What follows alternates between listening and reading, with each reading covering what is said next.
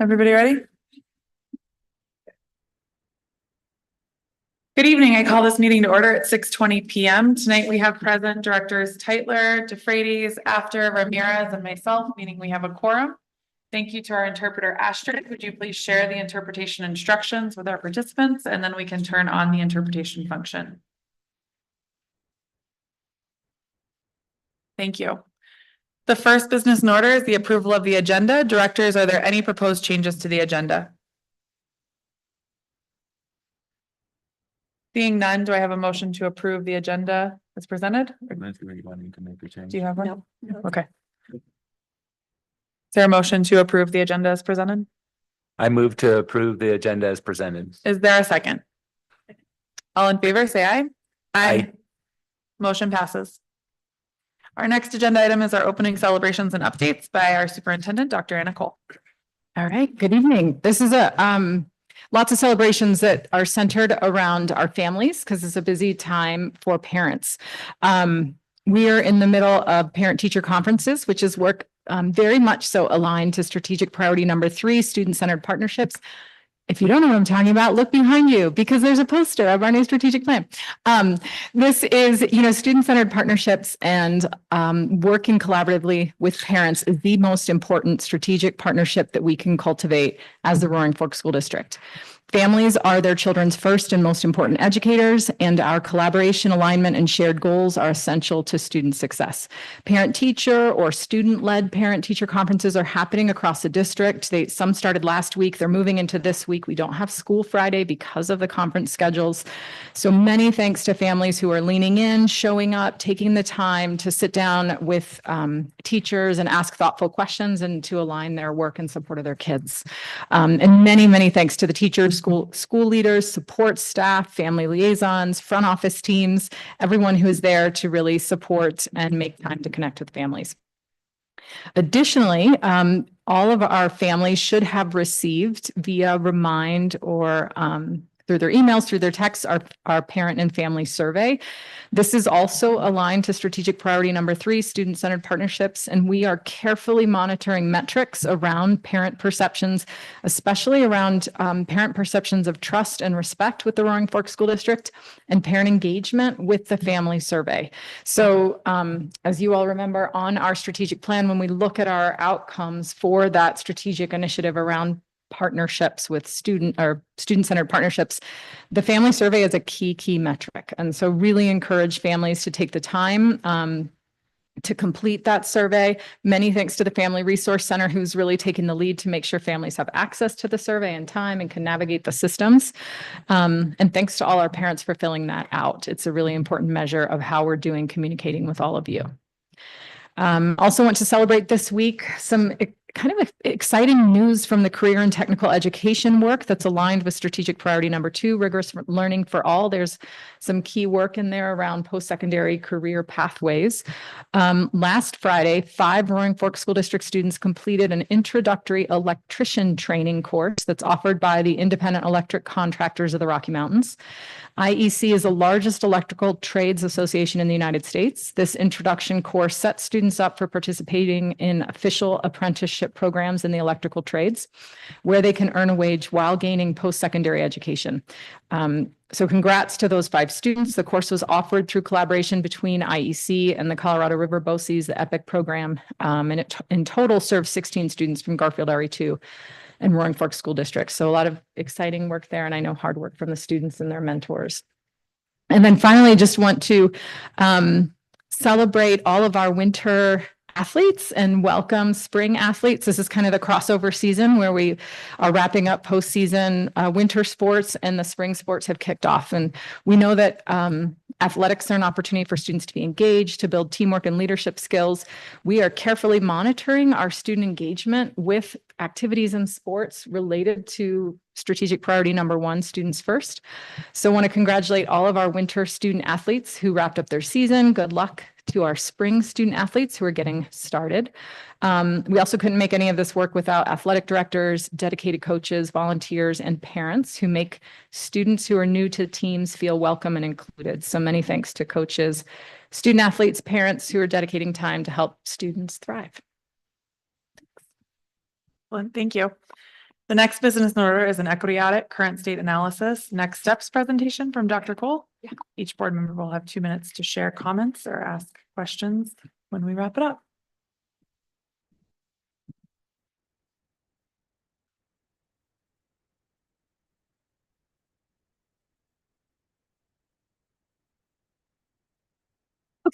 Um,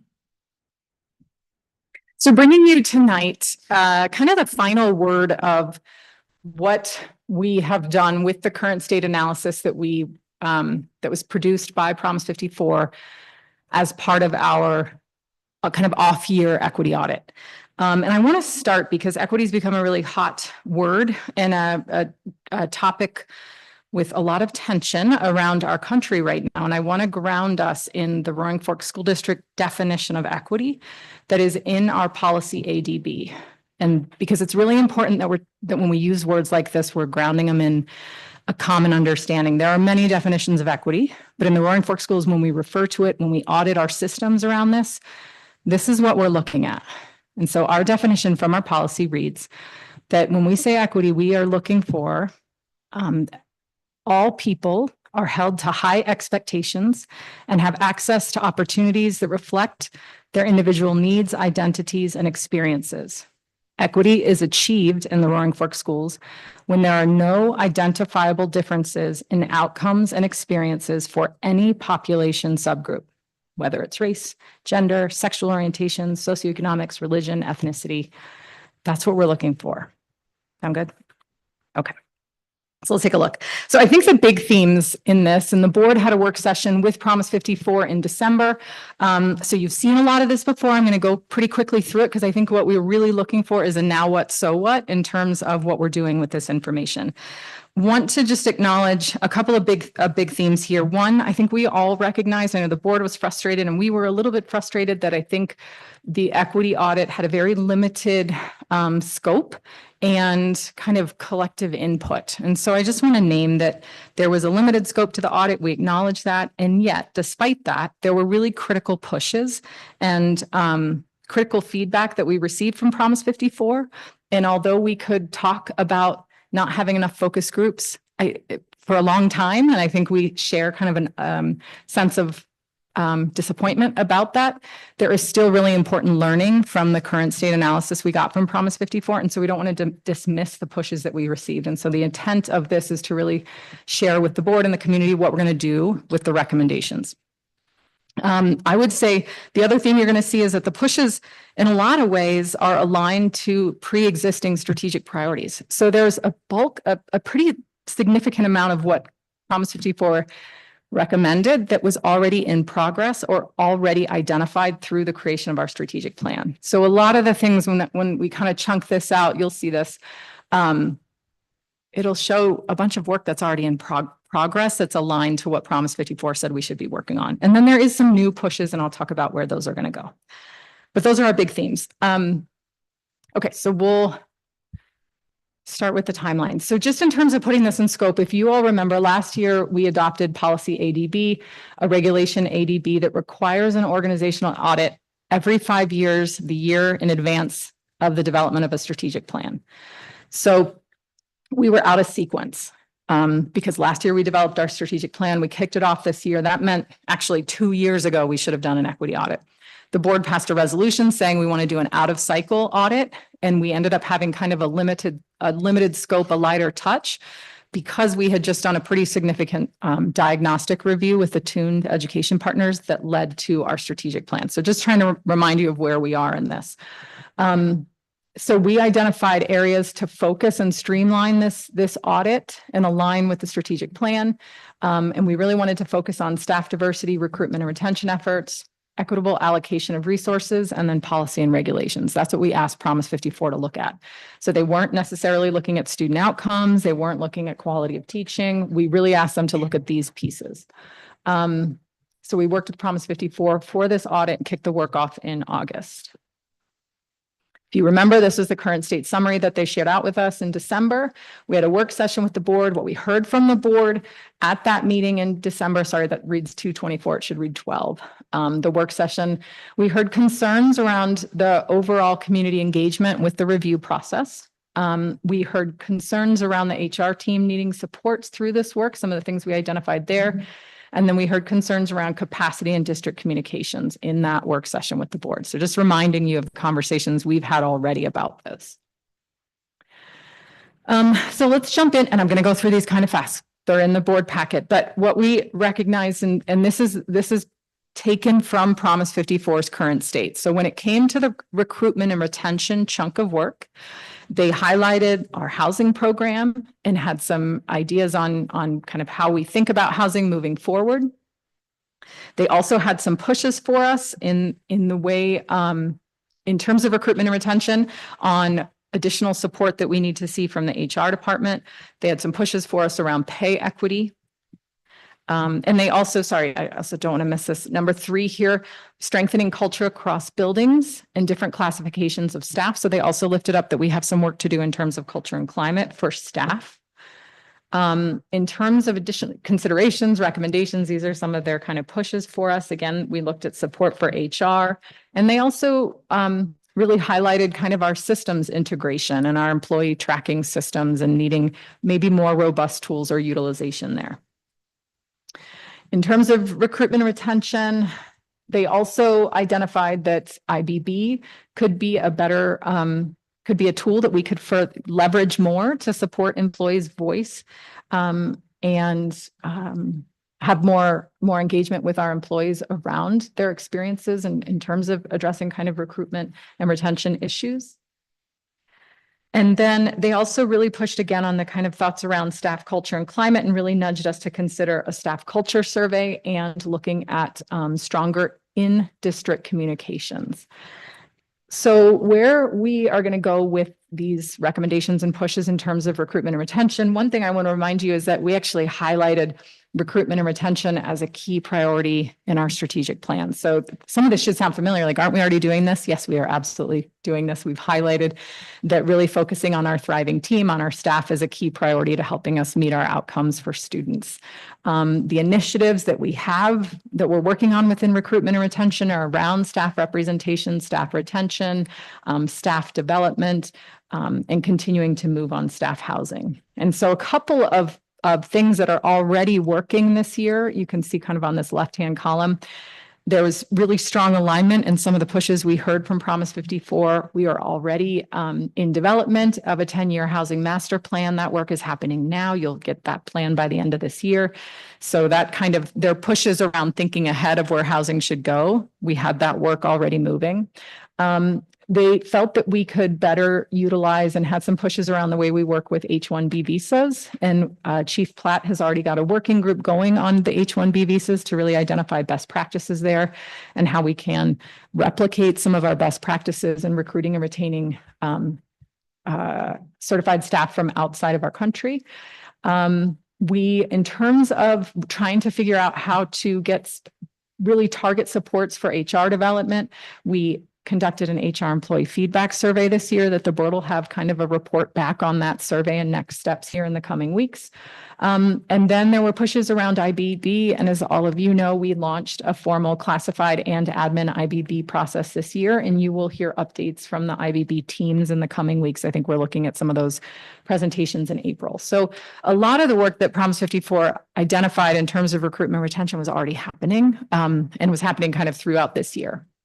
A couple of new directions that you should look for in May when you see updates to the strategic plan, pushes that weren't part of our plan thus far, but are going to be moving forward.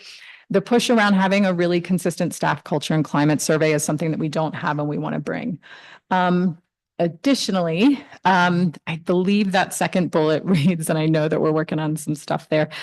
I think it has to do with, sorry, I'm just going to pull this up because I know. Oh, there it is. That there was an interest in terms of clarifying pay equity and how folks are placed when they come into the district. And I know that that's been an interest that Certified IBB wants to work on. So we're anticipating that Certified IBB will be working on some of these in the future. And then pushes around in-district communications, culture, inclusion are all things that Classified IBB has also brought up this year. And so I anticipate next year or moving into the future, those are some areas where we're going to see some of those pushes from Promise 54 align. So let's look at additional scope of work. They also looked at how we allocate resources to schools and then looked at some some of our policies. So some of the bright spots that they really highlighted here were our supports for newly immigrated students, our diversity, equity, inclusion policy, and the way it mitigates barriers for student success. And then they also called out some of the way we really localize services within community and try to keep kids within their home communities if they're receiving special education or CLDE program support. Additionally, in terms of pushes, Promise 54 found that that there's still a lot we can do to help staff and our community better understand how we allocate funding to schools and continue to push on that clarity. They also felt that there was very aspirational work in our DEIA policy ADB that we needed to close the skills gap between what the policy states and then where our teams actually are in terms of being able to mitigate barriers for student success.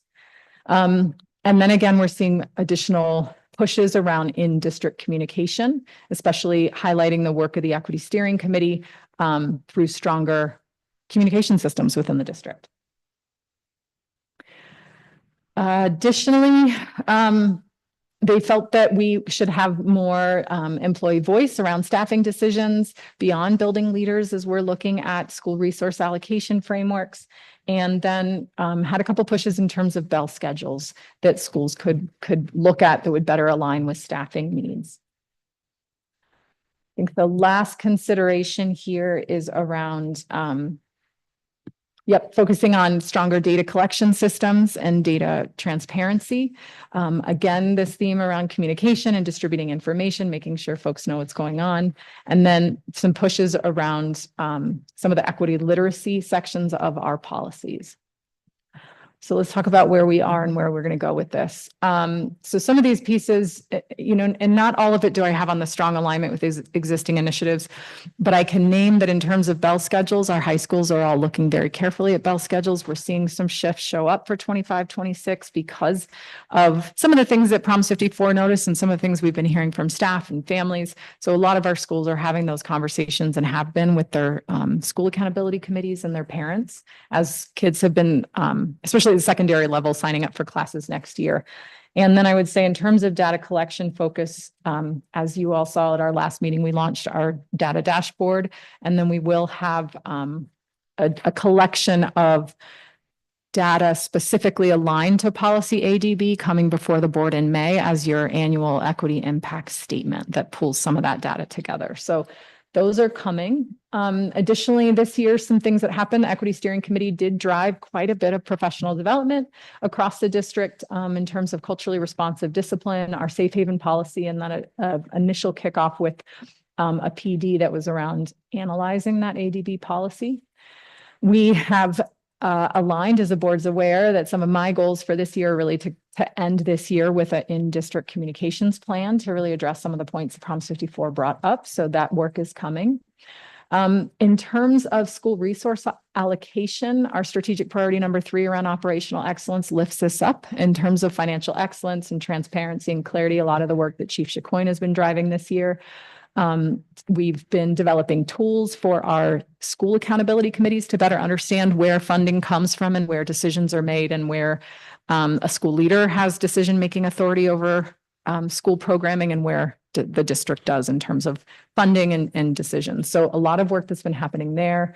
And then I talked a little bit about some of the scheduling changes that are already happening at our high schools.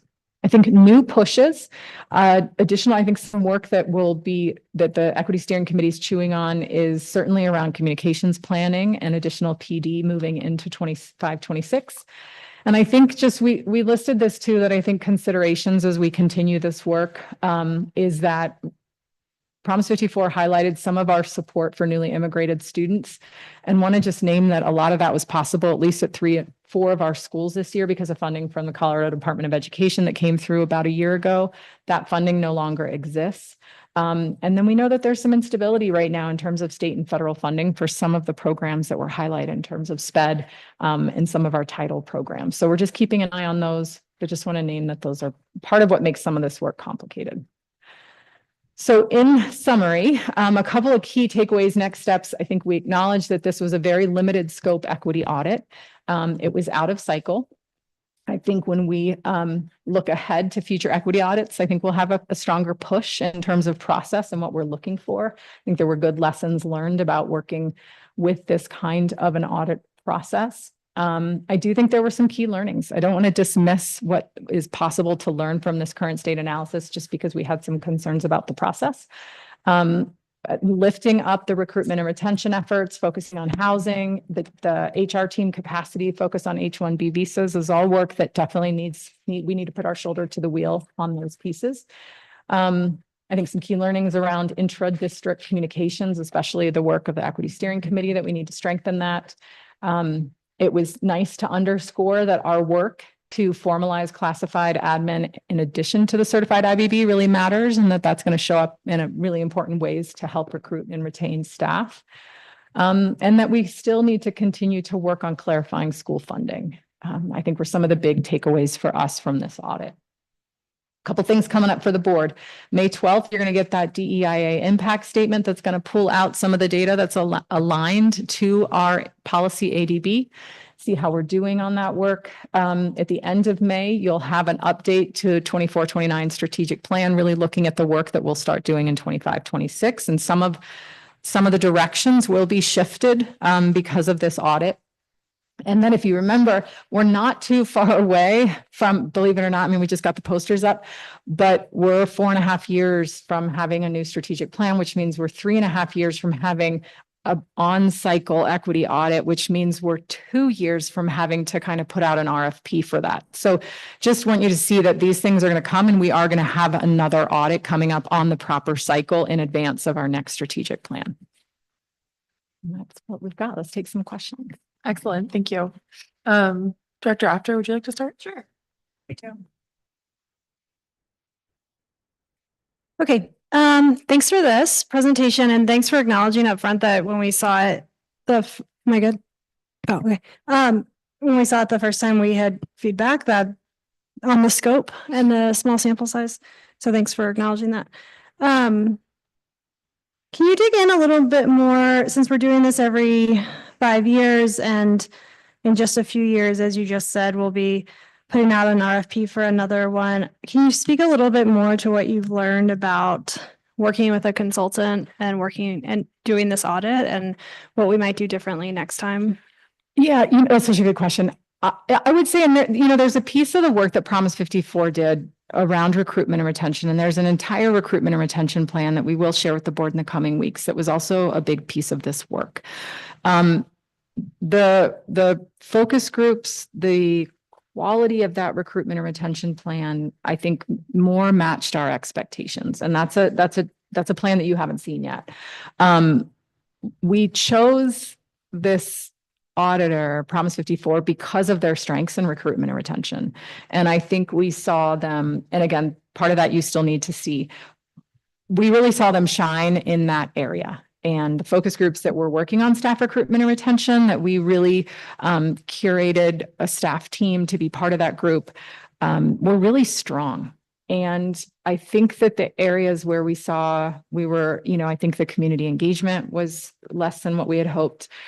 I think even the audits around resource allocation and policy were less than what we had hoped. And so it does, I think, a key lesson to head into this again is to get very clear on what we're looking for, and how much we're looking for, and to really look at the expertise of the team.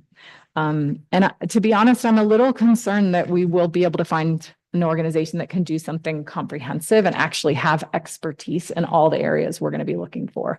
The world will change in a couple of years in terms of this work. And so it'll be interesting to see what is possible in an RFP when we head in there. So I think we're just going to be a little tougher, to be honest, in how we look at this and think about it and look at outcomes. I mean, again, we really identified we wanted to work with Promise 54 because of their strengths in recruitment and retention, and because we know the impact of what a representative faculty means to a diverse group of kids and their outcomes. That we really led with that. And I do think that they met expectations in that chunk of work.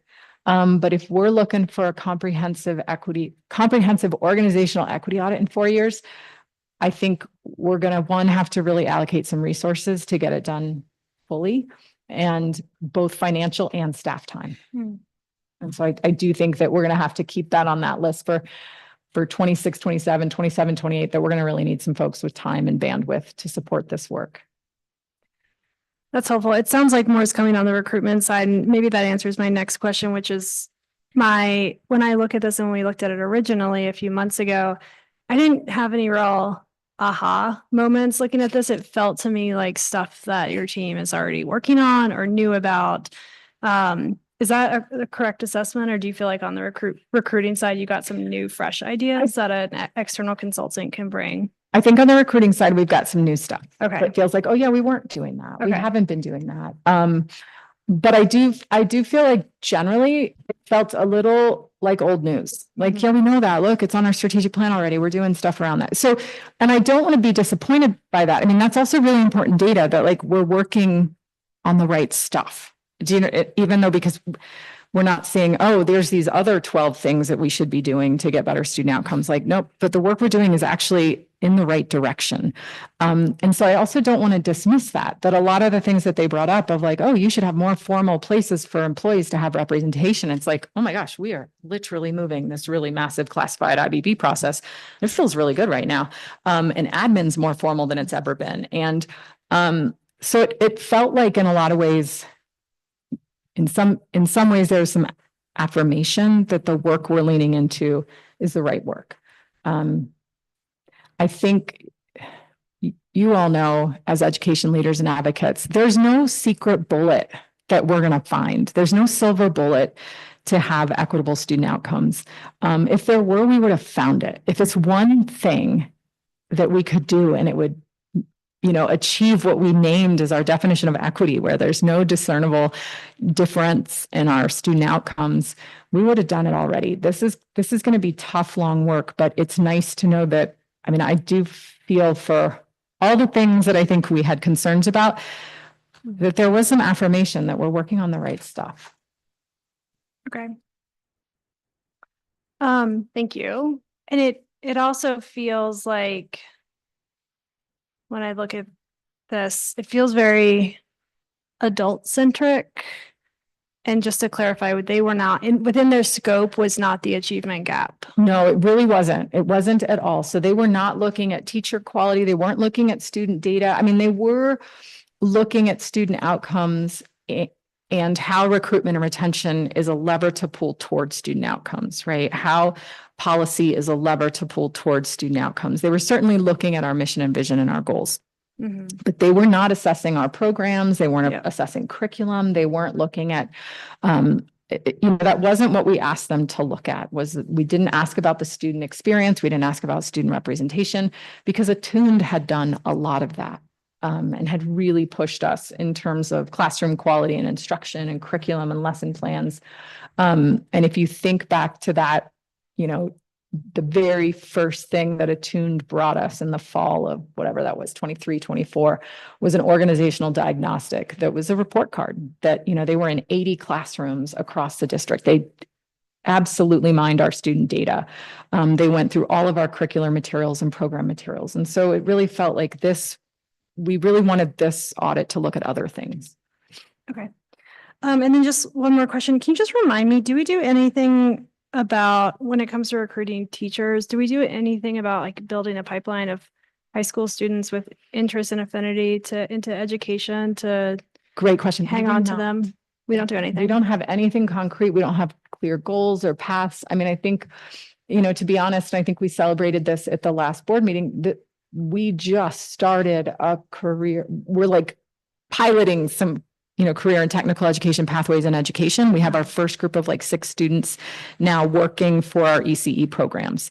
And that's just the very beginning. But, we've explored some programs. We kind of do some partnership work with CMC, but we don't have goals. We don't have metrics. We're not doing education opportunities for paraprofessionals and early childhood educators and guest teachers on pathways to credentials. There's a lot that shows up in the recruitment and retention plan that has a much more dedicated focus on career pathways.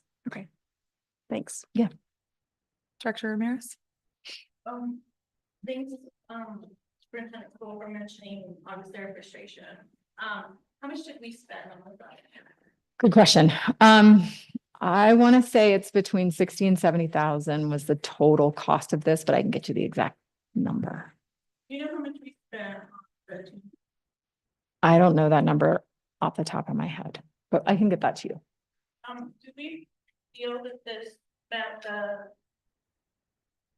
alongside the tune is what I'm hearing, met the expectation of the resolution for that? You know, that's a great question.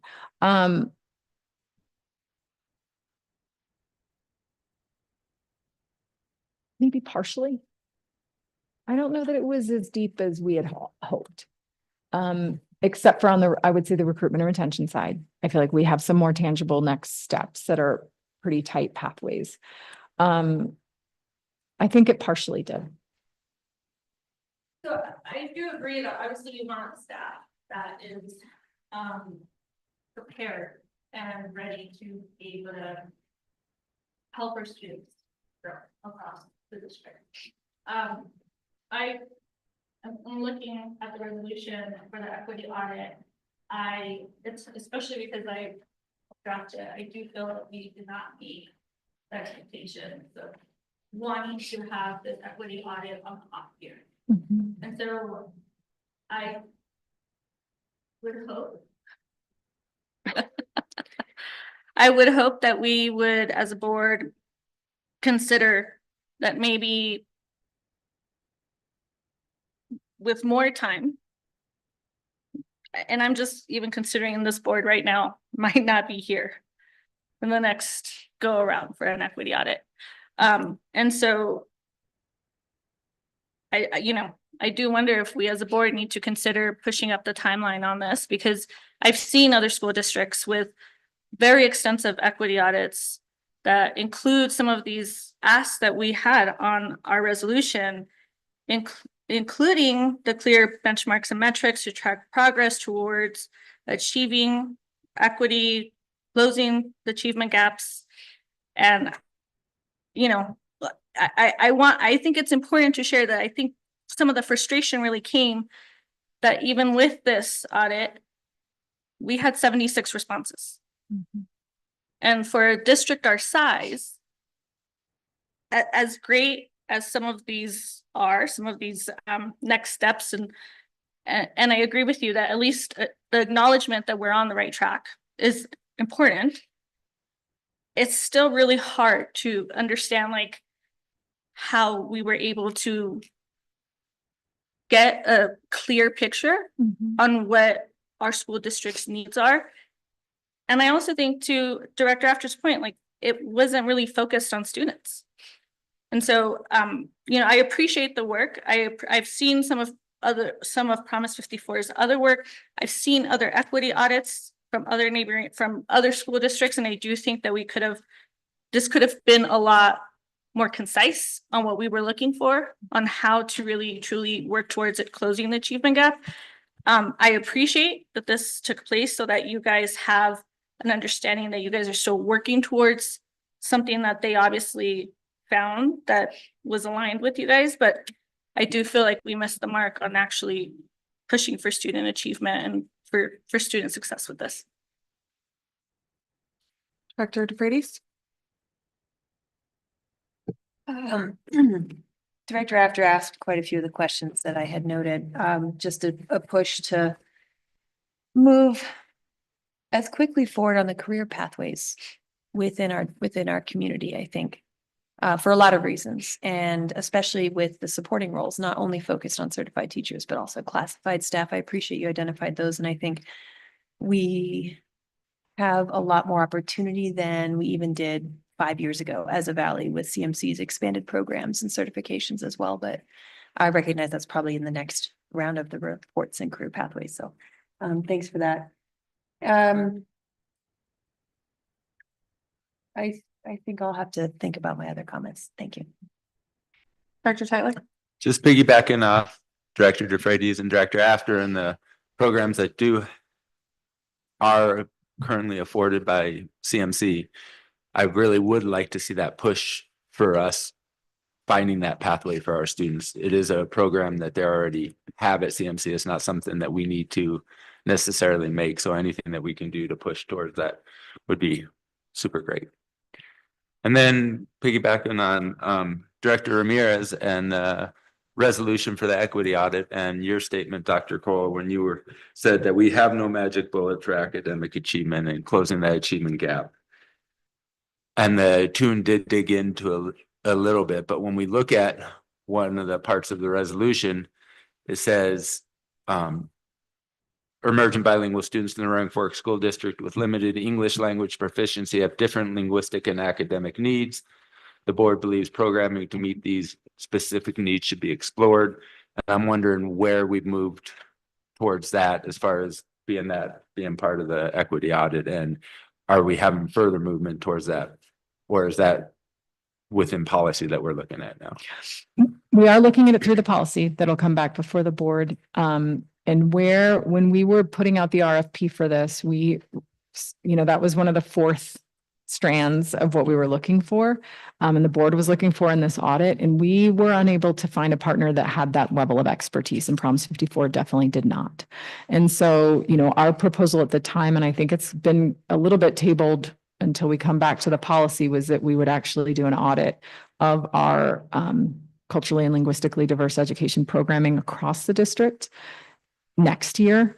In the same way to have actual experts in that realm come and look at the programs, look at our schools, look at our student outcomes, and provide recommendations in that sort of a framework. And I think we are, I think part of that will be in that conversation when we circle back to IHBEA. And when we talk about looking at doing this program audit next year, are we talking next school year? Are we talking 2026? What are you talking when you're saying that? I would say it would be, our initial thought was that we would be having that RFP out this spring to have someone that would do the work kind of like we just did. The spring would be an RFP. We would do an audit through the fall and winter and have the final reports by this time next year. And then when you were talking about trying to find that data, and that data is missing, do we have any update on where we are with that data that had been asked? Not yet. Just So we just don't have it yet. It'll be part of that IHBEA conversation. okay. And do we have a timeline at all on that? It's on the calendar for May, I think, is when we're bringing that policy back. But I'm not sure. I will get back to you on that.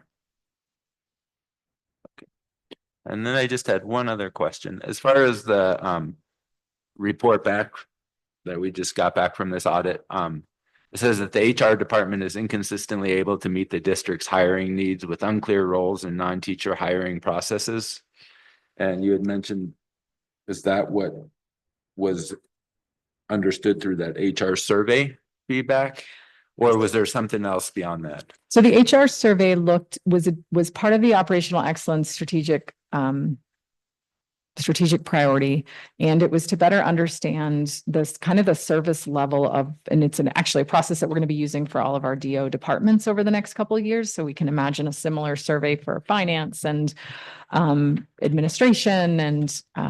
And so we used it as kind of almost like a customer satisfaction survey, thinking of our staff as our customers. And so the goal of that was to get additional data about the department, about our service level, the perceptions of services from HR department, from the staff, so that we could really develop a kind of a comprehensive plan to support HR and the team in clarifying those roles, understanding where the strengths and growth areas were from that team. So, should I come back in the next 5 minutes to ask? If you have another question, go ahead. Just have one more. Sort of two Okay. about that. One is, so with that statement that unable to meet the district hiring needs, like, were there specifics that went with that of like what that was? I think that was based on some of the, I'm kind of guessing here, but I think it was based on some of the qualitative data received that felt like that HR was able to absolutely support some of the hiring processes, as there's a really strong support from HR and principal hiring processes, and director hiring processes, but the team's capacity to have that level of assistance for maybe more certified teacher recruitment, retention, application processes. The team just doesn't have the capacity to provide that much additional support in those hiring processes. And it really is, I think some of the feedback we heard from some of the hiring managers that aren't in really running those director type positions is that they were feeling on their own with that Mhm. process. And so there's obviously that's things that you're working on. Yeah. Okay. And then just my last part that had to do with that was, has there been any talk about consideration of how paychecks are given and received? Was that anything that had to do with that, like the once a month thing, which can be difficult for people? And for example, with sub pay, how that can be like 2 months out for somebody who comes and subs for us, and it can be like 2 months before receiving that. Yeah, that's a great question. I know that we hear those concerns, and I'm not sure if I'd have to look at the outcomes of the HR survey again to see if those came through. I would name that the reason for both of those concerns in terms of subpay and in terms of the once a month is simply the fact that we have a payroll department of 2 people for 1,000 employees. And we just don't have the capacity to be able to push those out any quicker. And I think we have to weigh the cost benefit analysis of having more flexibility, and payroll is going to require more staffing. And we know right now that given the financial challenges facing the district, adding staffing to our payroll department is going to be a hard sell. Thank you. I don't have additional questions on this. I feel like other board members hit most of them. I did want to make, a brief comment. I'm grateful for the continued commitment to ADB and to achieving equity in our schools. I think that it's really important, especially now in this moment, that we continue to put students first and work hard to ensure that every student can be successful in our schools. And this board is clearly committed to that. Our community is committed to that, as evidenced by continued board elections. And so I wanted to put some weight behind that work to continue to push it forward. I think that going through this process too I think it's a great example to our students of that continued growth mindset, right? Like, we recognize we have holes, we recognize things need to be fixed. Let's figure out where they are. Let's start to make plans and move it forward. So I'm appreciative of that, and just wanted to make that brief comment. I think we'll have 5 minutes of open discussion if anybody has anything else. I just want to reiterate that I think the board should consider having a conversation on moving that RFP for the equity audit up, just in light of the fact that we might not be here when the next one takes place. And I think, especially with the history that we have right now and the work that's taken place in the last couple of years, it would make sense. I agree with Director Kuhlenberg that, like, obviously there's been a great effort, and I've seen it as a board member in the last 5 years that I've been here. I also, it's hard not to feel frustrated sometimes, because there are, I think that as a board member, I have expectations of how we can move forward and how we can do better and how we can grow. And sometimes it just takes a really long time.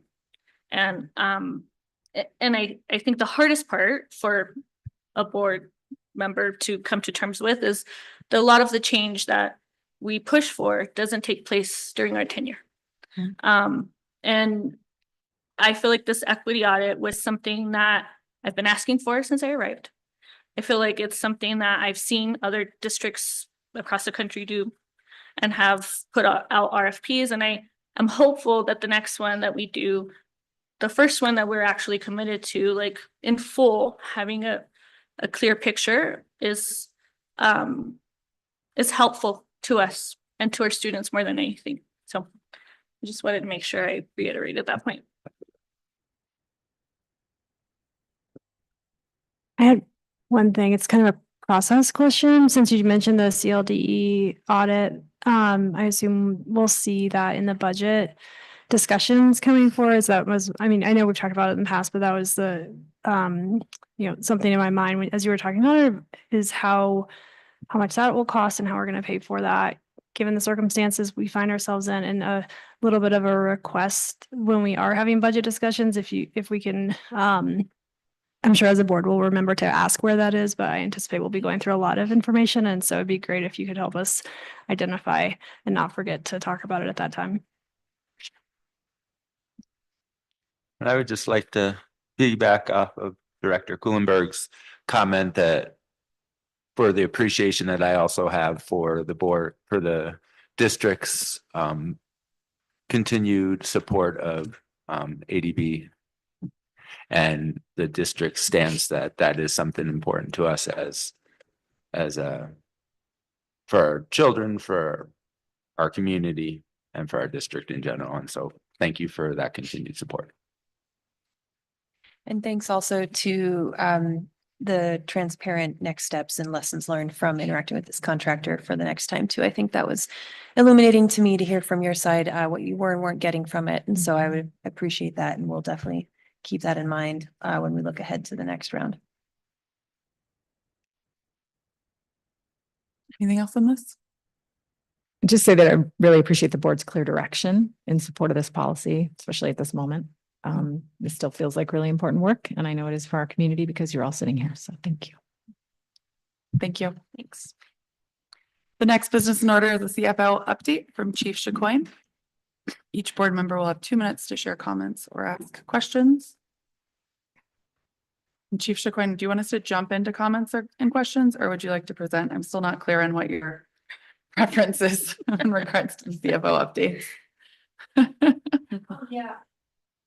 I think she has to go. I'll just get it Okay. on the mic so that everybody, Yeah. if there's anybody online. I was just gonna jump into questions. It's fairly straightforward. So if that's okay with the board. Director Ramirez, can you start us off? So we just had finance committee, so I guess I don't have too many questions. I think if you could just talk obviously about some of the conversation we had regarding this year's calendar when it comes to finance, that would be helpful, the timeline. The timeline, just for, you mean just as far as just where we're at and kind of looking at what that's going to look like? Yeah, sure. I'd be happy to. And just looking at the highlights of it. And usually we would be presenting this earlier in the year. I just want to note that. And one thing the finance committee pushed on is just to make sure, are we still, really where we're supposed to be at according to this calendar? And the answer to that is yes, we are. It's going to be a tight timeline given some of the other situations we've had happen this year. And we've noted that, and we just had to really grapple with understanding that the board really is supposed to be done with this budget at the first board meeting in June. And that is definitely an expectation that hasn't been met by this finance team for a while. But then there's also this expectation, this really important part of the budget that, number one, we need to make sure that it's accurate. And I'm working with these systems that we're carrying forward from the prior year, and, with new budget managers and trying to get people trained, and we don't have our budget analysts up and running yet because we're trying to hire positions. And so in grappling with those two kind of competing priorities, we really felt like it was really important to make sure, number one, that the board sees this enough so that you guys are comfortable with the budget, because that's the other thing I heard from the board very clearly, is to make sure we have enough time for conversation. And number two, make sure it's accurate. And so we're trying to meet those goals with this calendar first and foremost. And unfortunately, we probably are going to need those additional 2 weeks, but we can meet virtually, because our hope is by that June 24th meeting that you guys would have seen this enough so that we won't have to meet in person, so that you guys could still do what you need to over the summer. So that was what we were hoping to strike that balance there. But this calendar, what it does too, is it gives us deadlines to make sure that we're clearly communicating also to other district leaders when their budgets are due, keeping me on track and keeping us on track with our conversations as a board and CFO superintendent, so that we're all aligned during the budget process. And I'm moving forward in providing you the information in the calendar, and then other information as it comes available on those timelines. So that's the whole purpose of this calendar that we're hoping to. Does that help with answering that question? Yeah, and I think some of the big picture items that I want to make sure that were mentioned during the finance committee were obviously the April 9th, the approval of the final salary and benefits recommendation.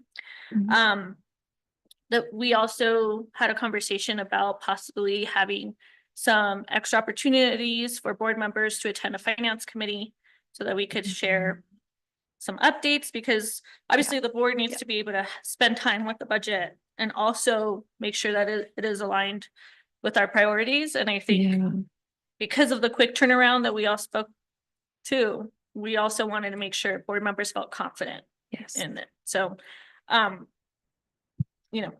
say all that to say thank you, because it has been a lot of work and a huge lift, and we appreciate all of the extra time that you have put into this. Into making sure that not only do you understand it, but that your team is elevated to be able to, first of all, like be the right team, but also be successful in bringing a budget to the board that you have faith in, and that the superintendent has faith in. And I think the biggest thing for me as a board member is that there was a commitment from all of us in our conversation, superintendent, you, the board, that we're going to try as much as possible to be on track next year. Yeah, absolutely. Thank you for that. Yeah, no, those are really two additional highlights I appreciate you bringing up. Thank you. Yeah, thanks. Director DeFreitas? Yeah, I was going to bring this up in my updates, but since it's here in your memo about March 20th, day at the Capitol, I think, Dr. Cole, this came up in Labor Management Committee, and this is the same request to participate in action to try and lobby for the state legislature to make wise long-term decisions that are non-reactive, prioritizing public education. And I was just wondering, Dr. Cole, or if you were part of this as well, have we decided to move resources and support that action in some way? And sorry, the reason it's in the CFO's update is it has direct implications to the budget next year. I think we're going to have more discussion around it with the resolution, which is an action item on the agenda. Is that on today's? Right. Oh, there we go. Never mind. Sorry. Okay. So I think we can dig Yep. into that. Yeah, I apologize. No. Scroll past this. Okay, then the other question is, and again, this might be for both you or maybe Dr. Cole as well. Since I haven't been on finance committee, maybe a quick summary of when you are getting this conversation going with building leaders, what are you hearing? And I'm interested in trends that come up, questions, shifts where they're saying, hey, we're making a choice to move resources in a significant way. As a district and as building leaders, is there anything that you're seeing rise to the surface in those conversations? Okay, I can start, and then I've got one big one that I can start with, and then maybe you might have another follow-up.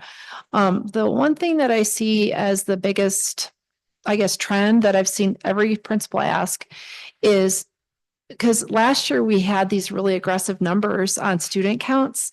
And so they really all of them felt very comfortable that, we're not going to be overshooting that number. And so now that we're getting more tight on our numbers and using the demographer's estimate, because of now with the governor's request, excluding any averaging and things, we have to be really careful with that. And especially because we overshot it last year, is the concern that what if we have like a grade that goes over 20 FTEs, student FTEs, what will happen? And am I putting my teachers at risk with additional class sizes? And so that's a real fear. And it's this balancing act, but I really like the way that Dr. Cole had addressed it in the budget this year, is trying to set aside a couple of certified teachers so that we can fulfill those needs if they arise as we're getting closer to that, albeit that we may have to hire those positions a bit later, which is a challenge. At least we'll be able to do that and be be a little proactive if there is a situation like a blowout grade in a particular school. But the good thing with that, the way that Dr. Cole had thought about doing that this year is that then it makes sure that people still feel comfortable that we're declining enrollment. We don't want people to further decline our enrollment by being afraid to enroll those kiddos. So it's a really good balance, and we're working through it. And I think that was one big comment. And I think the other thing is people really liked that we've been working with the instructional leaders. Joel and Stacy and myself have been going to each one of the schools. People feel really confident, and it's building trust back in the message and in the budget. And that's really important. So I really like the way that this has been a collegial effort between everybody. And it's not just the CFO making some decisions, not meaning to be that in that role, but just that it moves it back to instructional decisions, which I've really liked too. Thanks, Chief Chacoin. I think that, it's really hard. Like to do a school budget is really hard. And we have interesting parameters and resource allocation frameworks that we use that give a lot of freedom to school leaders within some boundaries. And then leaders are trying to manage those limited resources with incredibly high expectations, which they should be, from our communities, from our parents. They're trying to take care of their incredible staff who are really dedicated. They know how hard it can be in our classrooms when they are really full, when there aren't enough specials to make a schedule work. Chief Chacoin worked really, really hard to get those school budgets to leaders, and then gets this like brief moment to take a deep breath. And the leaders just are getting into crunch time. And so their work right now is really, really hard. I would say what I'm hearing from leaders, and it's interesting, like the timeline that Chief Chacoin is developing for the board members starts, you're going to see the budget and see the budget and see the budget. Like you're going to see it many, many times. School leaders, similarly, we're getting forecasts. We were running kind of really rough numbers of their schools and their FTE long before they got their spreadsheets, so that we really wanted to make sure, one, that there were no surprises. Two, that if we were making any decisions that would shift allocations, that we were being very, very clear about those decision points, and leaders knew what, like the decision, and we talked about this with finance committee, the decision to say we were going to use the demographers' enrollment projections versus our own that's a really important decision. That's never been done before. And we really had to pause with leaders to make sure that they understood the why, the implications, and that we could all walk out of that room understanding where that decision came from, because it was going to mean some hard adjustments as we look at FTE in certain schools. And so, as hard as this is, especially our returning school leaders, they've been thinking about this all year. They've been watching since October count. They've been thinking about their 25-26 budget. And so there's not an ounce of this that is easy. I would say the good thing is that most of the adjustments we are able to manage through attrition, and we're still finalizing those pieces, but our school leaders care always first and foremost about their kids, and right on the tail of that is their staff, is the most important humans and resources we have in our buildings and in this organization. And so this is really tough. What I hear leaders saying is that they feel clear, they know their timelines, they understand the spreadsheets, and they feel incredibly supported by the admin staff, Chief Chacoin among them, in the way that we've set up office hours and question moments and times for consults, that folks feel like, yeah, they're having to make hard decisions, but they're not alone. And we're seeing some of these conversations start to trickle into school accountability committees. And so hearing that it's hard, but that people feel clear and supported. And I'm also hearing from leaders that they're saying these are the right decisions, that we have to make these decisions, and we have to get clear on what is most important and align our resources and staff that way. It was not an easy conversation at one of the SACs this week, and we had a group of invested parents talking about literacy. Like, that is awesome. That is what we should be talking about. How are we resourcing our schools to drive literacy outcomes? That's the right conversation. So think it feels like we're where we should be, as hard as it is. And kind of on the heels of that question, I appreciate the thoroughness of the response there and are you, maybe you can't answer this without kind of outing somebody, but are you hearing any outliers in response? You so there's trends in this way. Are there schools that have come back to you with a significant need or question or windfall that is not being seen elsewhere? Are we, or is it feeling about the same up and down the valley? I was actually kind of laughing because the outliers I'm hearing from are the people that are like, we're all good. You know, like the simple they're like, we're doing just fine. And we got it figured out. And we don't, you know, like, we're hiring minimal positions. So I wouldn't say they're outliers. There's a good handful of schools that are rolling, you know, that are not, it's as stuck in puzzle pieces of schedules and you know, cohorts that other schools are. I don't know. Yeah. Your thing. I mean, I would have heard the same. I think they're feeling, I mean, there's questions that schools have that we're just answering one by one. But mostly the schools have the same questions, which is really good to see. And that mostly I'm just seeing that people really understand their budget and they understand what they need to do and they feel like they have the support and the time to do it. I think it's just, I'm interested if, and you don't need to answer this again right now, the difference between the larger communities in Glenwood and the smaller communities in Basalt, especially declining enrollment proportionally hits the smaller schools much harder. So I think just going forward, I'm interested in understanding how those communities are responding and adapting. And if it doesn't have to be tonight, but we'll see this a lot more. Director Tyler?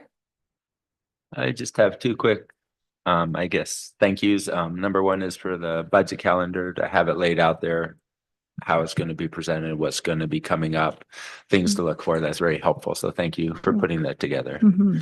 And I also want to say that I very much applaud the idea of having a few FTEs tucked away if needs come where schools are not overpopulated, but that they have a larger enrollment than expected. I know that in the past, it's always been a very difficult scenario for schools and it hasn't always been resolved in a good way, I don't think. And so I think it's a really positive outlook to have those couple FTEs available. So thank you. Director After?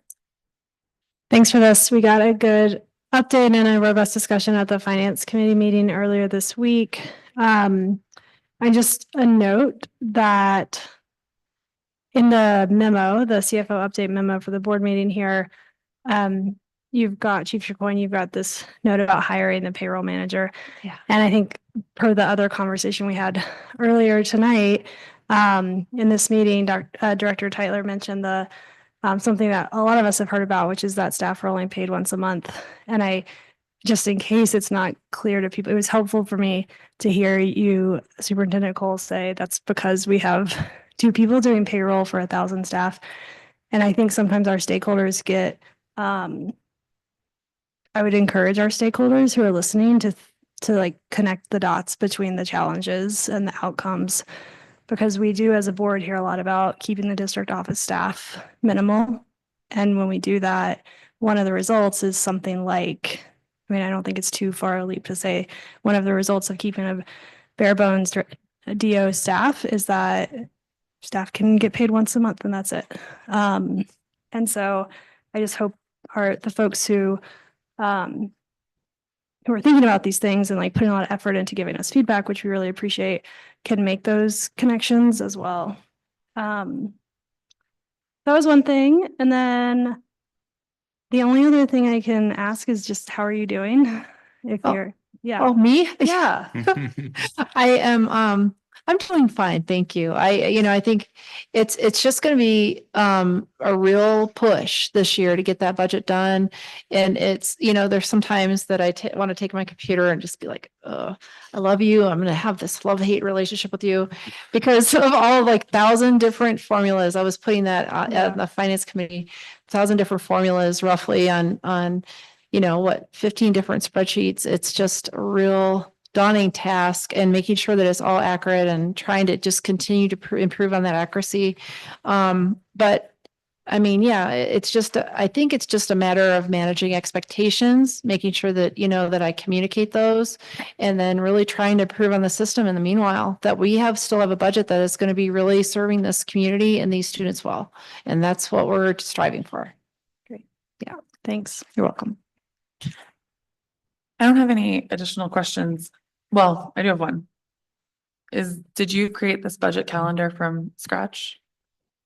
I used it from when I used to work at Garfield RE2. But we didn't have anything internal like this. We used to have, there was a different document that was used in the past, and I just like this format a little better. It's just it flows, just people could I mean, I see. really appreciate it, especially from the seat and I think from the public perception as well. Like being able to look at that calendar and see when the deadlines are is incredibly helpful because as a board member, we haven't had something like this. And so we could push for budget and we could push to move it forward, but we didn't really know what we were pushing for, right? Because we don't have your expertise and experience. And so I think building out something like this for Roaring Fork School District that you or your successors could look at in the years to follow, I think is incredibly impactful, and it's something small, but I think that the ripples that it creates are large. And so I'm very appreciative of having that within our system now. So that was my only comment. That's fantastic because this calendar, one of the things that I did achieve at RE2 for the last 7 years was Excellence in Budgetary Presentation Award. And so that's why they use a really simplified calendar so everybody, all the stakeholders can understand it. So And it's that's why I acceptable to put anyone. this forward. Yeah. Mhm. Okay. I good. very much appreciate it. So we'll move into 5 minutes of open discussion. If anyone has anything else on our CFO update. I did have a follow-up question, just to better understand who is in charge of ensuring that school leaders understand how to use and understand their budgets, I guess. Hmm. Well, I think it would start really with the instructional team, like the leader, Stacy and Joel. They do check-ins with all the school leaders and they understand these spreadsheets and they try to resolve a lot of those problems because they're meeting face to face with them on a regular basis.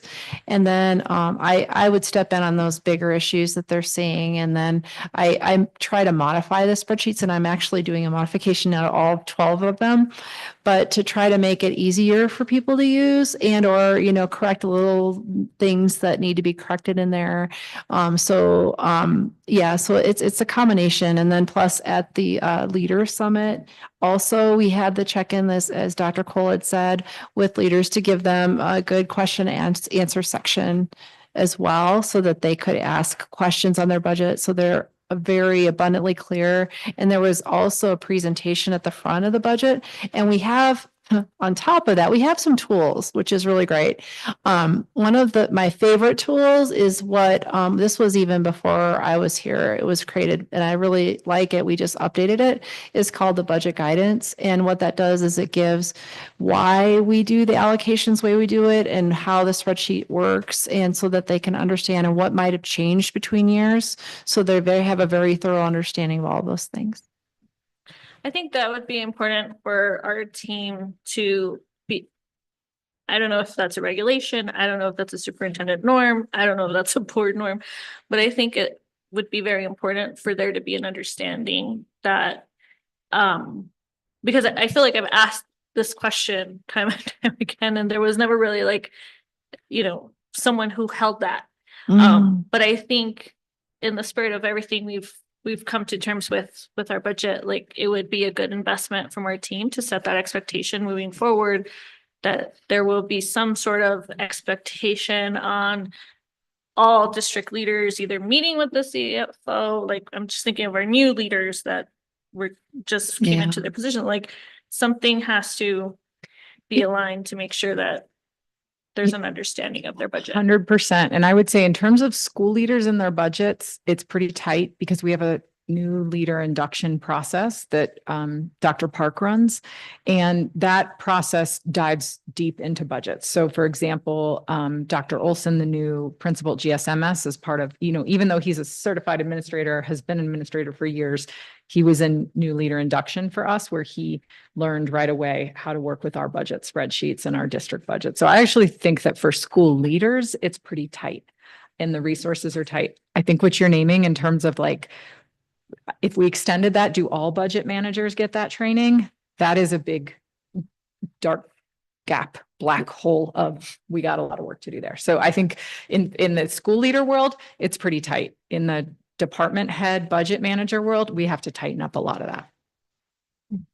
And I would just add a recommendation for us as a board. I think it might be really important for us, whether it's in the board handbook or orientation, to include like this, there's an expectation that you look at this budget calendar and that you get to know it. And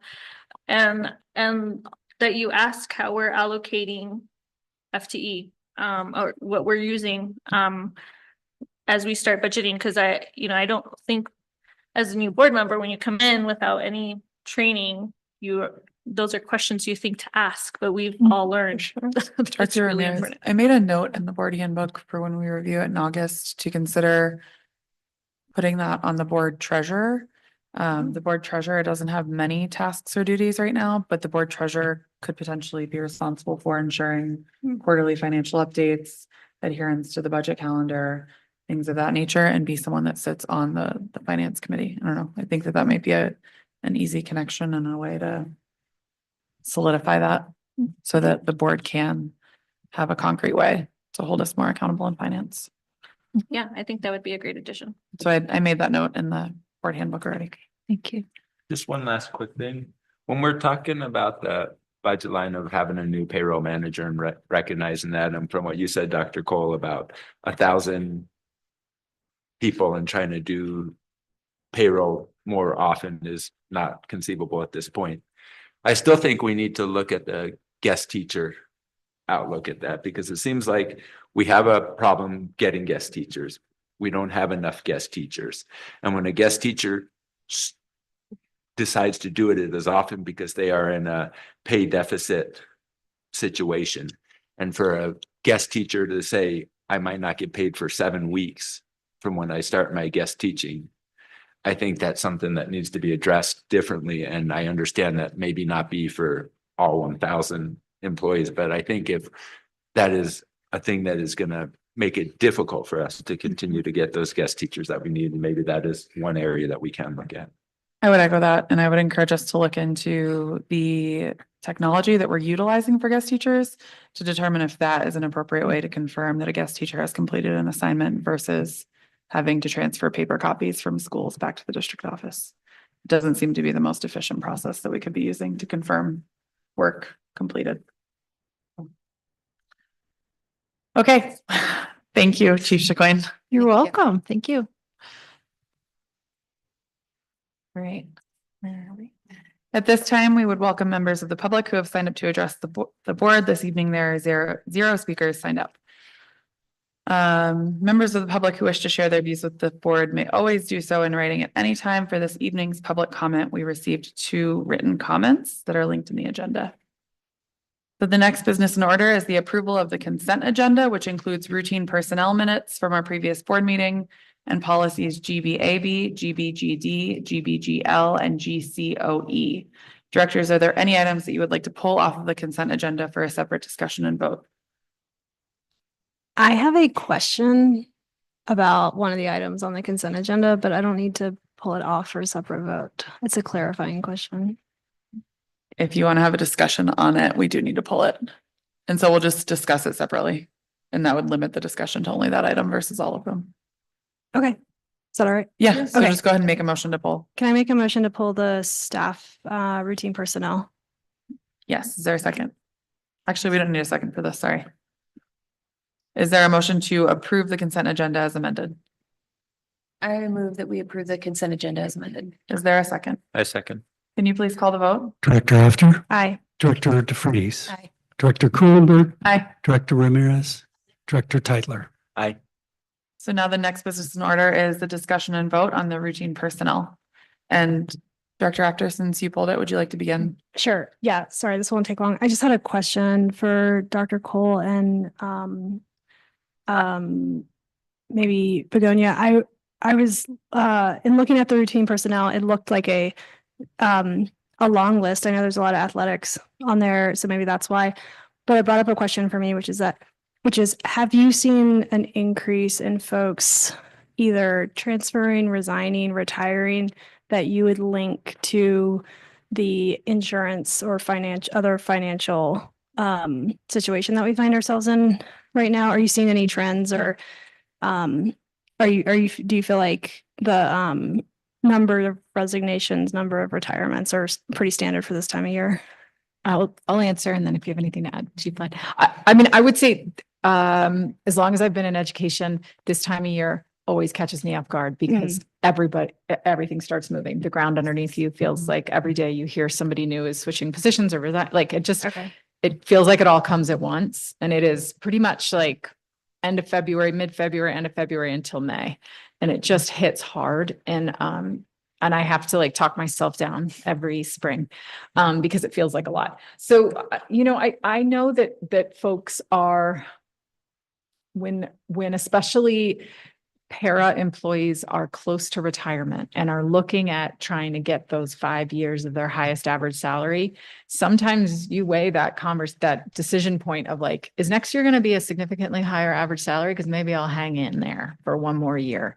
And so I have heard like qualitatively from folks that they are taking that into consideration, recognizing that we're unlikely to see significant salary increases next year. And so I think for people who've been on the fence and would have maybe stuck it out for another 5% increase, or, gosh, last year I think it was like 6 or 7% increase. I know that people are taking that into account. I don't know. I can't say that is the only reason why anybody might be on this list as a retirement. But I know that people calculate that and look at that frequently. It's very common. Chief Platt, anything to add? All right, here we go.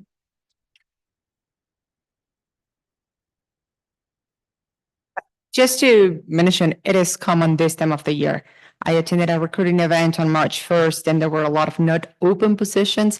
And when I tell all those candidates, the fact that it's not open or published today does not mean much. From March 1st to spring break, exactly these weeks, and a few weeks after that is when staff will make up their mind if they do stay, if they go. So this amount of movement on the staff changes, it's pretty common for this part of the year. To answer the very first part of your question, is this directly related to insurance changes? I do exit interviews usually at the end of the school year, truly when they're really close to their departure. I might be able to provide that data then. As of right now, I have not received a resignation that names that as a primary motive. Thanks. I appreciate it. Thanks for the time. Any additional comments from the board? I just had a question. I noticed that we have some dates on here that are a couple months out. I just have a suggestion for the team that when we have these come up, it would be great to have the date effective. Like, cause it doesn't seem that it's by name. It doesn't seem that it's like by school. But it would be helpful to know. To have it by date. Like sort it by date effective? Please. Do non-renewals show up on here? Not yet. Yes, they will. Non-renewals need to go to the board in May. By policy. Thank you. Anything else on this? No, thanks for the time. Do I have a motion to approve this as presented? I make a motion to approve the routine personnel list as presented. Is there a second? A second. Can you please call the vote? After Aye. Director DeFreitas. Aye. Director Coon. Aye. Director Ramirez. Aye. Director Tyler. Aye.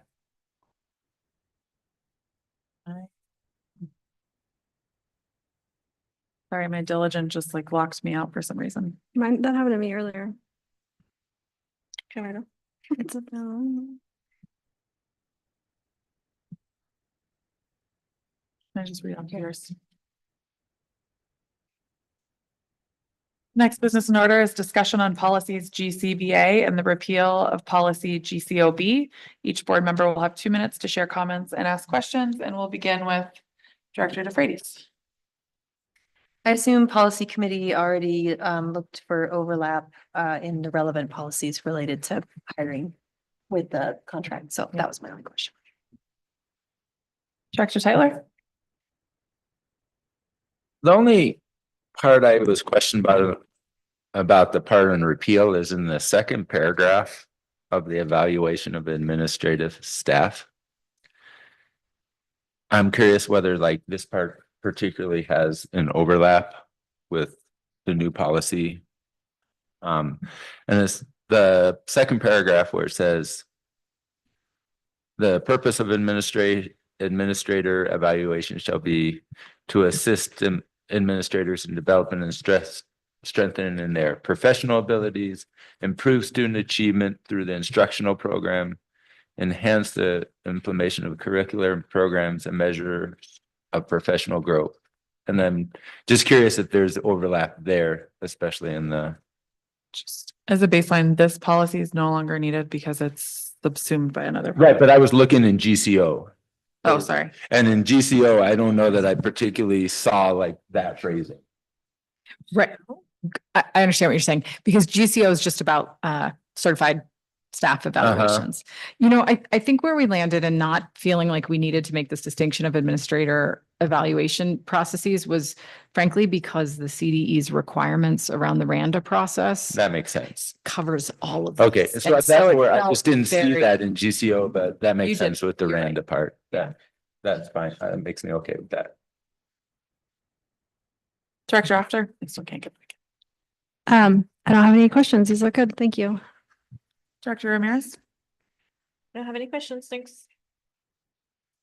I don't have any questions on these either. We had some good conversation in policy committee, and so the board knows the other two policies that we considered, we tabled for our next board meeting. So that's why we're a little light this meeting.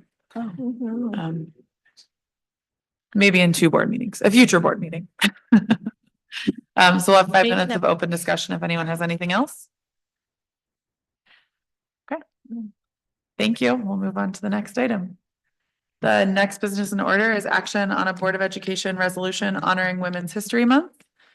Do I have a motion to approve the resolution supporting the Board of Education resolution honoring Women's History Month? I make a motion to approve the resolution honoring Women's History Month. Is there a second? A second. Each board member will now have 2 minutes to share comments or ask questions. We'll begin with Director Tyler. I just appreciate that we are doing this. I think it's sobering when you look at the resolution and you see the dates that are listed in it and that it has taken this long for us to honor women in this way. And so I think it's super important that we're doing it, and just, I think it's important, the last part of it where it talks about the Board of Education's commitment to support the efforts to improve opportunities for girls and women. And we're not in a society in an equal place for equal work and equal pay. And I think anything that we can do to continue supporting that is welcome. Thank you. Director After? This looks fine to me. I support it, and I like the specifically updated language on the 1, 2, 3, 4th paragraph. But I'm circumspect about these kinds of things because I think it requires more than resolutions to make change. So in full support and also low expectations. Director Ramirez? I appreciate that because we never passed these when I became a board member. So thank you, Jonathan, for bringing this forward. Yes, thank you. You know, it's funny because passing a resolution when I first became a board member felt really hard. And to now get into this norm where even our team is flagging them for us, I think feels really great. It feels like progress, and it feels like we're going in the right direction, even if it is just a placeholder for a while till we're able to do better and push more. And so I just appreciate the thoughtfulness and making sure we had this as a board and as a district. And I appreciate that our staff took the time to flag this for us. So thank you. Director DeFreitas?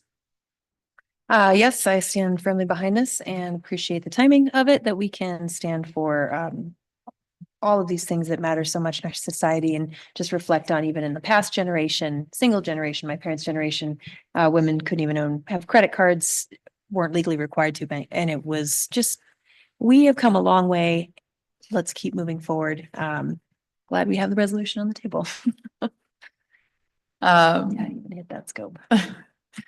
I similarly support this resolution. I'm grateful that it was flagged for us.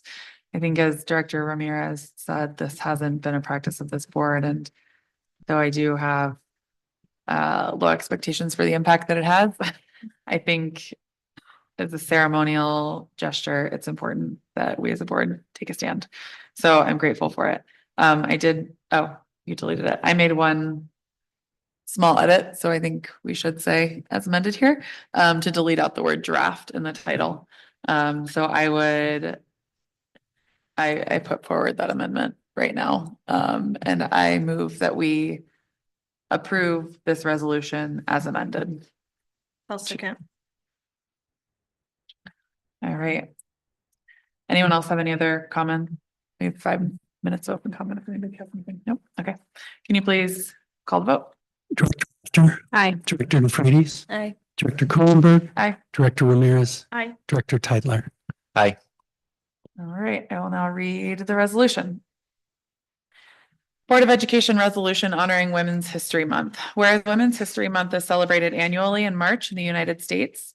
It started as Women's Day in February 1909, established to celebrate the achievements of women in various fields and to advocate for women's rights, including suffrage and labor rights.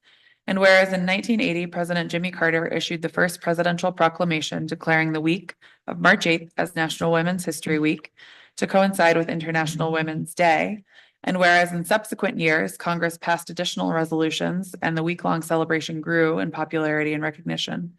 In 1987, after being petitioned by the National Women's History Project, now the National Women's History Alliance, Congress passed a resolution designating March as Women's History Month and successive years since then.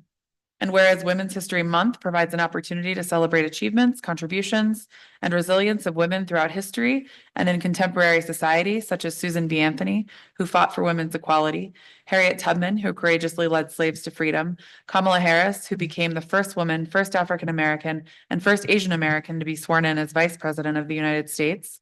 And whereas women of every race, class, and ethnic background have made significant and historic contributions to the growth and strength of our society in countless recorded and unrecorded ways. And whereas the leadership of women in elected office, including the contributions of our own Board of Education directors, serve as an example of community and civic engagement for girls and women in our counties. Whereas women have been leaders not only in securing their own rights of suffrage and equal opportunity, but also in the abolitionist movement, the emancipation movement, the industrial labor movement, the civil rights movement, which creates a more fair and just society for all. Now therefore be it resolved that the Roaring Fork School Board of Directors do hereby resolve March to be Women's History Month in the Roaring Fork schools, and strongly encourage staff and community to reflect on the contributions that women have made throughout history and commit to support efforts to improve opportunities for girls and women. All right. The next business in order is action on a resolution in support of CEA March 20th action at the Capitol. Do I have a motion to approve the resolution supporting the resolution in support of CEA March 20th action at the Capitol? I move that the board approve the resolution in support of CEA March 20 action at the Capitol as presented. Is there a second? Second. We'll now have 2 minutes to share comments and ask questions. We'll begin with Director After.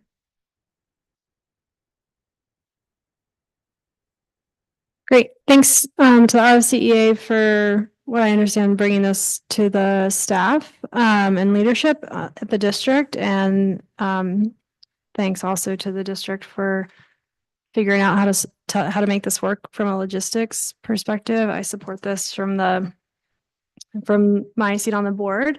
And I'm grateful to everyone who is working on behind the scenes, trying to make sure that we can support teachers in their right to assemble in support of what I agree with them on this no more cuts effort.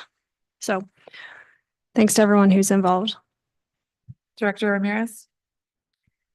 Yeah, I echo that sentiment. I did just, I guess, I know this is a resolution and this is us promoting it, but through our conversation when this came up in finance committee, it seemed like we as a district, this was our show of support. And so, I hope that in future years, we're able to work alongside the RFCA to have something that feels more collaborative from the district, from the board, from the union, where, we're able to meet with our legislators and be able to, really take the time and the investment to make it a thing. But I completely appreciate the time of the teachers who are headed to the Capitol, who are intentionally gonna be there to advocate for our students in our district. And thank you to our team for helping to make this possible between the district and the RFCA. So thank you. Thanks. Director DeFreitas? Yes, so as I mentioned, this came up in Labor Management Committee and with a short timeline. So I just want to echo the appreciation for, I fully support this. I think our district should for many reasons. But it's really, it's coming down to building level leadership to build the support in.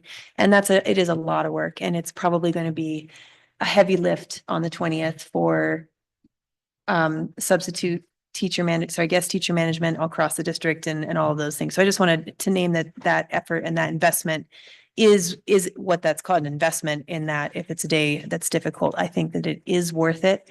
Director Ramirez pointed out collaborative relationship building with legislators is important, but in this moment, there is a very tense conversation happening between the Speaker of the House and the governor around these specific issues, especially average enrollment, among others. And so unfortunately, like a direct push right in this moment may actually be an effective tool, knowing that long-term organic collaboration is more effective in most cases. But this budget discussion is right down to the moment. So I fully support this resolution. Director Tyler? I also very much support this resolution, and I just want to thank, as it says on the memo, the originators of this resolution. And I appreciate that it is our CEA putting this together, but also the Dr. Cole, that you were part of the process. And it's nice to see those two sides, or not sides, I don't want to say sides, but the two different groups working together to have this common resolution. And I think that's really important that it happens that way. And parts of it that I especially like were pointing out that as a state, we're amongst the lowest ranked states in per pupil funding, and to make that well understood. And I also want to say good job to our guest teacher coordinator, Kathy L. Collett. How is her last name pronounced? That of her sending out a memo, an email, trying to be ahead of the time, trying to really get people to sign on to do that. And so some forward thinking there, I think, has been very well received. So good job. Okay, good job, Chief Platt.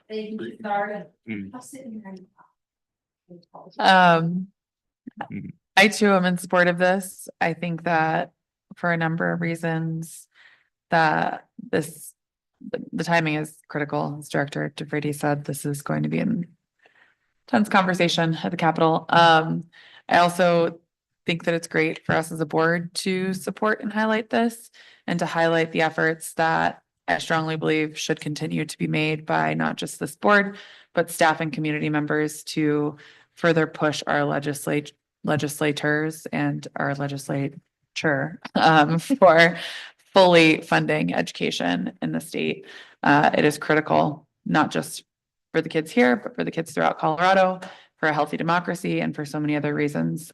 So I think that this shines a light on an issue that I hope we will continue to move on.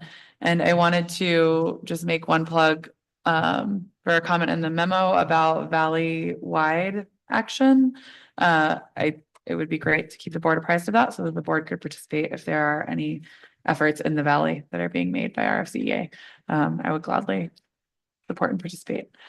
So we'll have 5 minutes of open discussion if anyone has anything else. Just on that, bringing awareness, is there bandwidth available to do just a little PR push around it? Yes, we are trying to move fast on the logistics, but are hoping to get like a press release out by the end of this week or early next at the worst. But yeah, looking at that, looking at an op-ed opportunity. So yes, we're trying to get through the logistics of that. The communications will come next. It's a lot. Any other comments, questions on this resolution? I will note that before the motion was made today, I made one edit, changed it at the very end. It's just grammatical. It said let is also be resolved, and I changed it to let it also be resolved. So the version we're approving is the correct. Yeah, and we're going to remove the watermark as well. All right, can you please call the vote? Director After, Aye. Director DeFreitas, Aye. Director Kuhlenberg, Aye. Director Ramirez, Aye. Director Titler. Aye. I will now read the resolution. A school board resolution to support public school funding. Whereas in 2010, as a way to balance the state budget during the Great Recession, the Budget Stabilization BS factor borrowed money from K-12 education every year until Colorado students faced a funding gap of more than $10 billion. Combined with state tax code constraints, per pupil funding levels have failed to keep pace with national standards, consistently placing Colorado among the lowest ranked states. While buying down the BS factor was an important step to fully funding public education in Colorado, doing so last year only returned public education to 1989 levels. That commitment would fund our schools to the minimum amount required by the state constitution. Beyond meeting constitutional requirements, there is an inherent need to delve deeper into the intricate fabric of funding supporting our education system.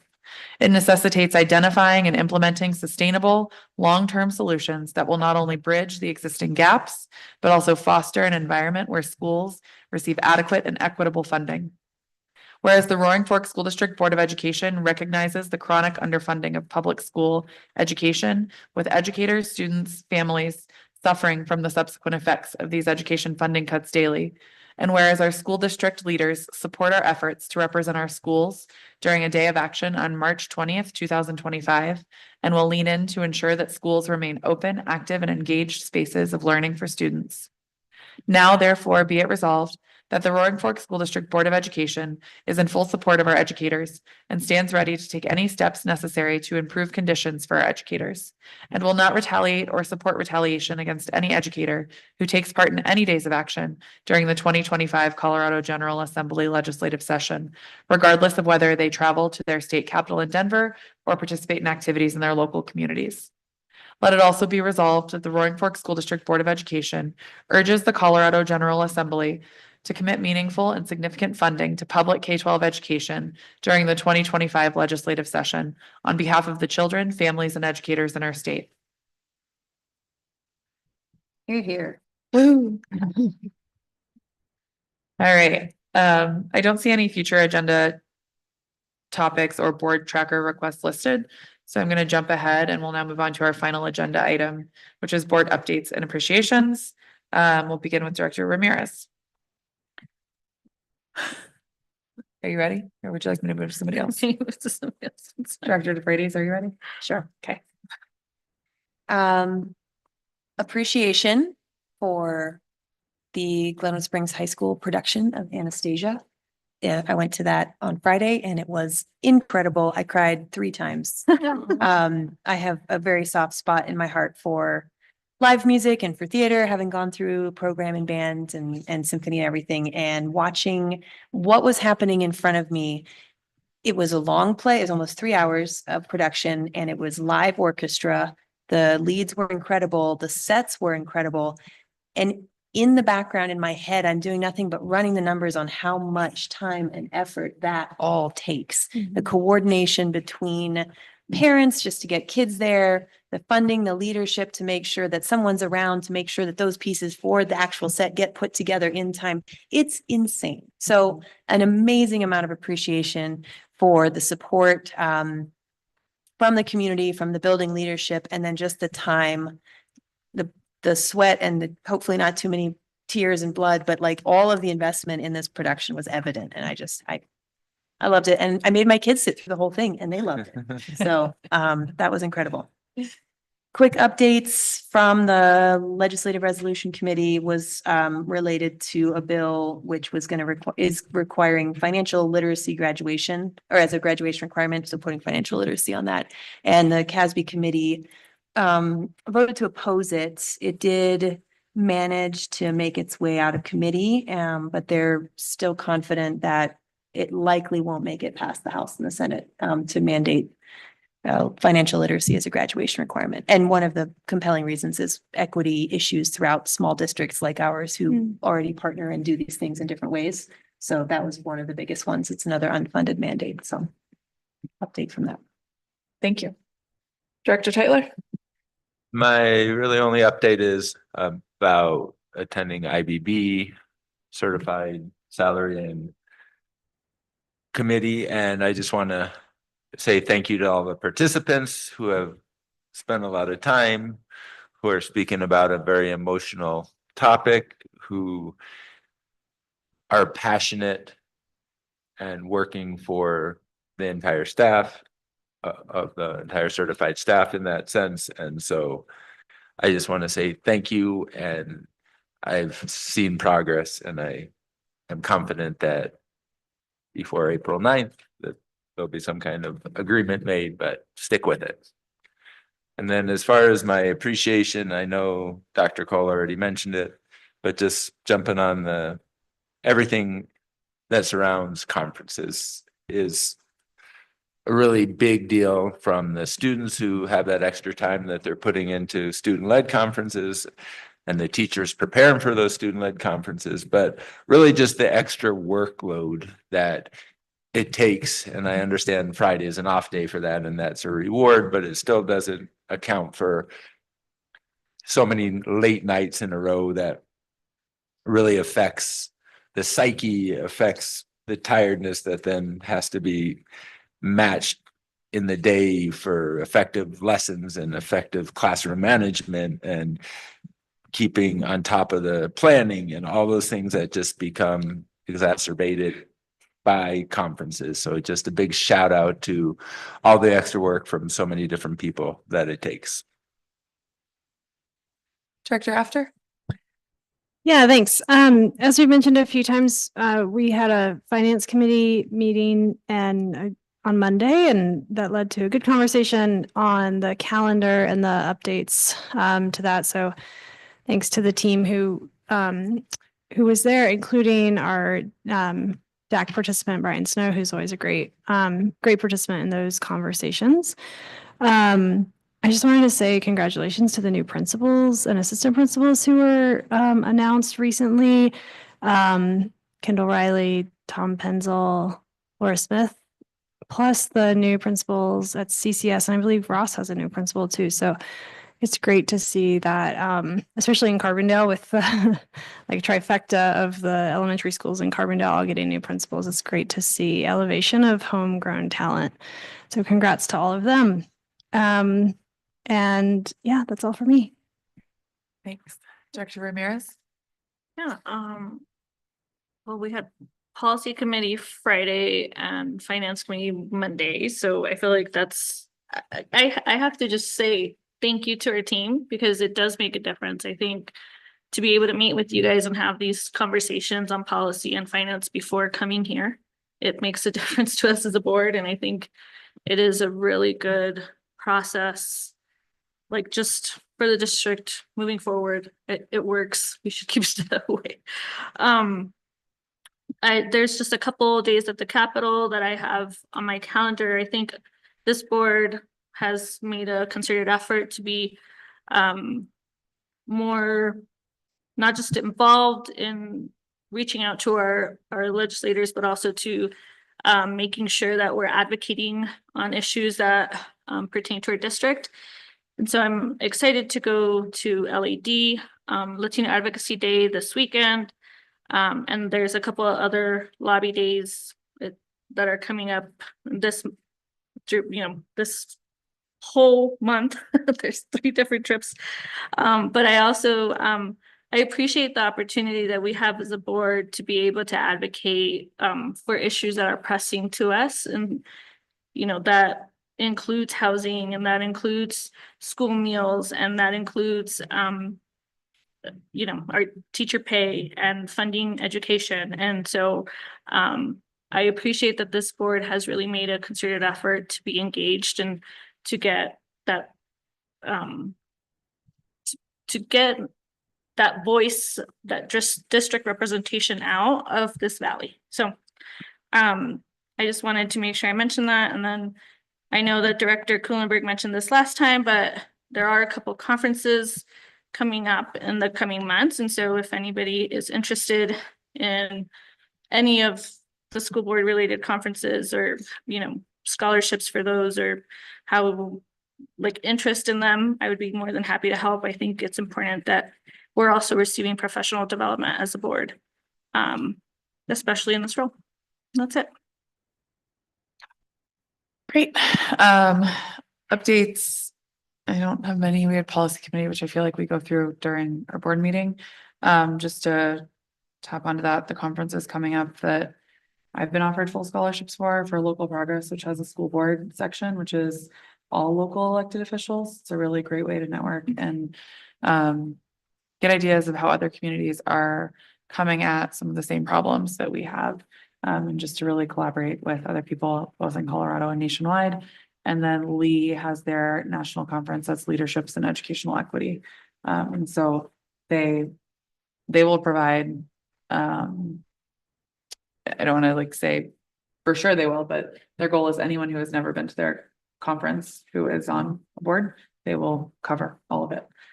So they have their conference, I want to say theirs is in July and Local Progress is at the end of April, but both good. You can get full scholarships to both. That includes travel, hotels, everything.